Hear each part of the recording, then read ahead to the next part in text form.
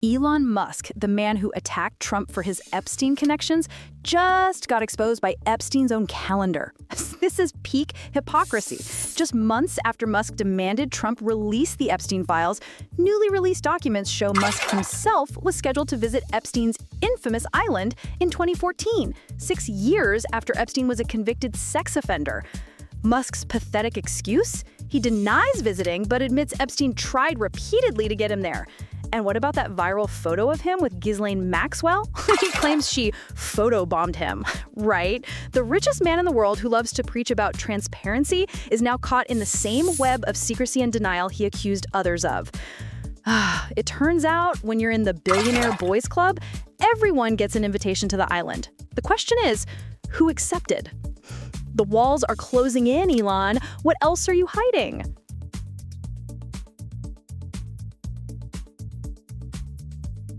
There are 15 hours of secret videotapes of Jeffrey Epstein, filmed by Steve Bannon just weeks before his death, and the government is hiding them. What's on those tapes? That's the billion-dollar question.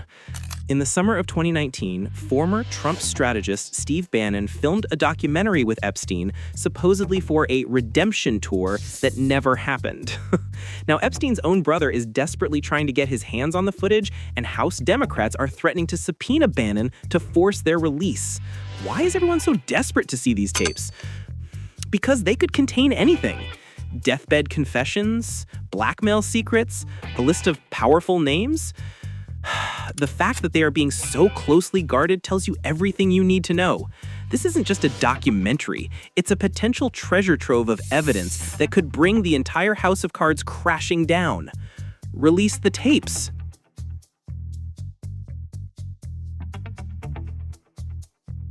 Prince Andrew's pathetic denials about his Epstein connection just got destroyed by a single number: $200. Newly released financial records from the Epstein estate show 2 payments of exactly $200 for massage, exercise, and yoga for someone named Andrew. Why is that number so important?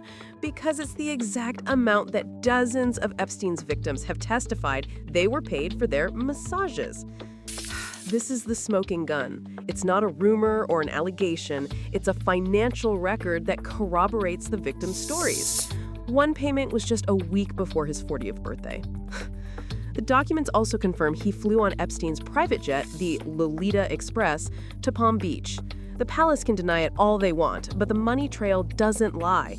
This is documented, paid-for access to the services of a criminal enterprise, and it goes straight to the heart of the British royal family.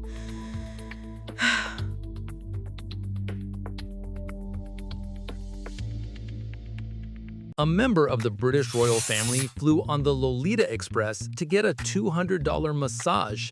Let that sink in. The newly released flight logs and financial records are a royal nightmare. They show Prince Andrew boarding Jeffrey Epstein's infamous private jet on May 12, 2000 for a trip to Palm Beach. Just 4 days later, a ledger shows a $200 payment for a massage for Andrew. This wasn't a state visit, it was a private trip on a sex offender's plane to a location where he abused countless victims. The jet itself was a crime scene, and a royal was a willing passenger. This confirms the darkest rumors about the international reach of Epstein's network. It wasn't just politicians and businessmen, it was royalty, using their privilege to access a world of depravity. The question is no longer if the royals were involved, but how deep the rot really goes.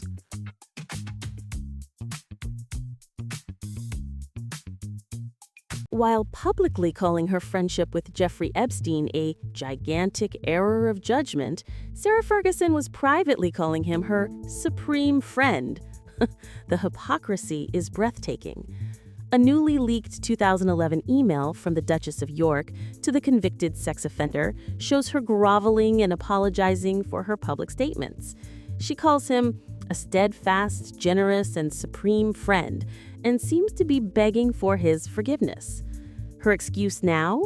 She was trying to calm him down because he was threatening to sue her. So her strategy was to publicly distance herself while privately reassuring a predator of her loyalty. This two-faced behavior is a perfect example of how the elite protected Epstein. They would say one thing to the public and another to him, ensuring he always felt secure within their powerful circle. It's a masterclass in royal damage control, and it exposes the deep, rotten core of their network.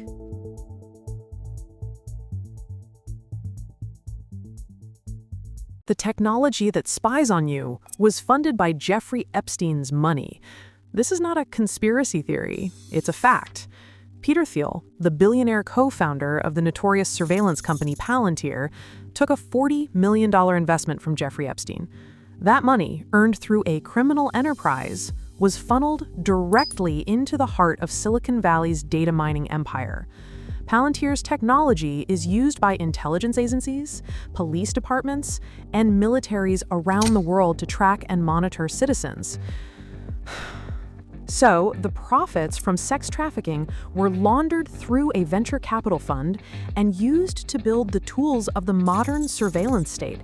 This is the ultimate intersection of crime, technology, and power. It's a perfect, terrifying loop. A criminal network funds the technology that allows the powerful to watch and control the powerless. The web is bigger and more sinister than we ever imagined. You are the product.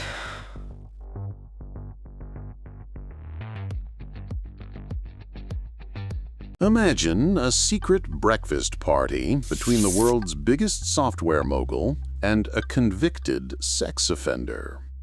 It happened. Newly released Epstein calendars show a tentative breakfast party scheduled with none other than Microsoft founder Bill Gates in 2014. This wasn't a chance encounter, it was a planned meeting, years after Epstein's crimes were public knowledge.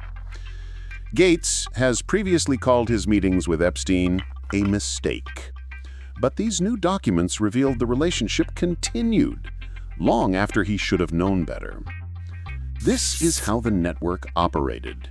Behind closed doors, over breakfast, the most powerful men in the world continued to give a predator legitimacy and access. It raises the question, what were they discussing? Philanthropy? Or something else? The calendars don't say. But the fact that the meeting was on the books at all tells you everything you need to know about the elite's code of silence.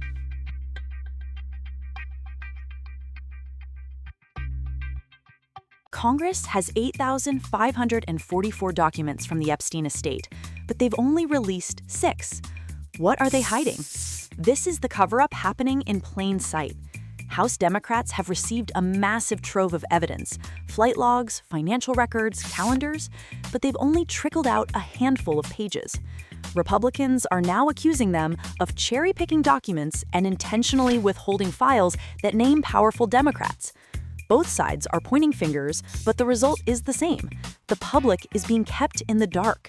This isn't about protecting victims, it's about protecting powerful people.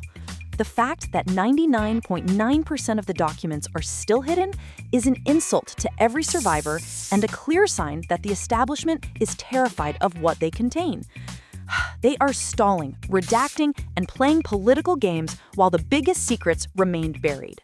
We demand transparency. Release all 8,544 documents now.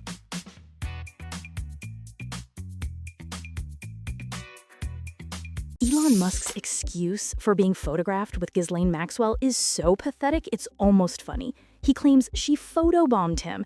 Yes, the billionaire CEO who runs a social media company wants you to believe that one of the most infamous women in the world just happened to jump into his picture at a party.